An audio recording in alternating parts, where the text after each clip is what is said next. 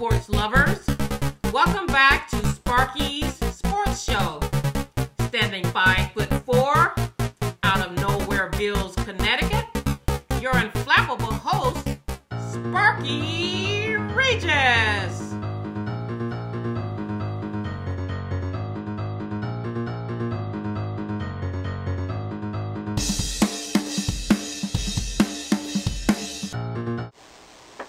Hello, folks, and welcome to Sparky Sports. As usual, I'm your wonderful and charming host, Sparky Regis. Today, like last week, we're going to talk about soccer and that dreadful call in the U.S. game. As you know, for all you people that don't know, the U.S. was tied 2-2. It was miraculous that they came back from that far, because they were down 2-0 at one point. And so they were going along, and a guy kicked it, and it went in the goal. And it looked like it was a photo finish for the U.S., a 3-2 victory, and they just about had a paved road to the final 16 in the World Cup. There's only one problem: the ref. He declared it was offsides, which it was plainly not. Geez, him and Jim Joyce must have had dinner before the game and taught him how to blow something. But there's a difference between Jim Joyce and the ref at the World Cup game.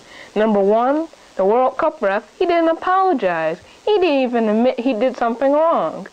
And number two, the World Cup ref, as of this World Cup, is no longer permitted to ref another game. But you gotta give him a break. It was his first game he refed, so I don't know.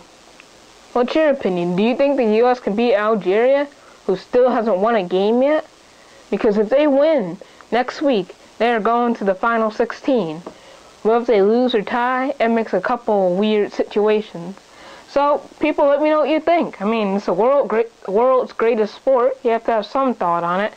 Now to what I really wanted to talk about. The Lakers. Woo! Lakers winning the championship this year. You know how many that is, folks? That is 16 championships. I mean, I'm only 13 years old. They've won more championships than I've been alive. 16! The Celtics have 17, so the Lakers are closing in on their ultimate total.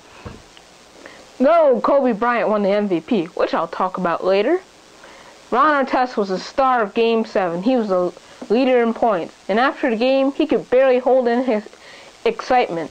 I mean, he went from punching a fan in Detroit way back when, getting suspended for a year, to being a hero and a national champion.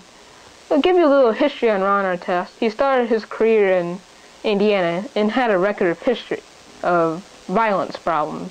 I mean, he punched a fan, he got in tangles with players constantly, especially Paul Pierce. And so he bounced from team to team, even though he was a good player. I mean, he even had a psychiatrist because he was so stressed out. But you gotta give him a break. I mean, he played for the Indiana Pacers, the Sacramento Kings, and if you know basketball like I do, those teams didn't make the playoffs that often.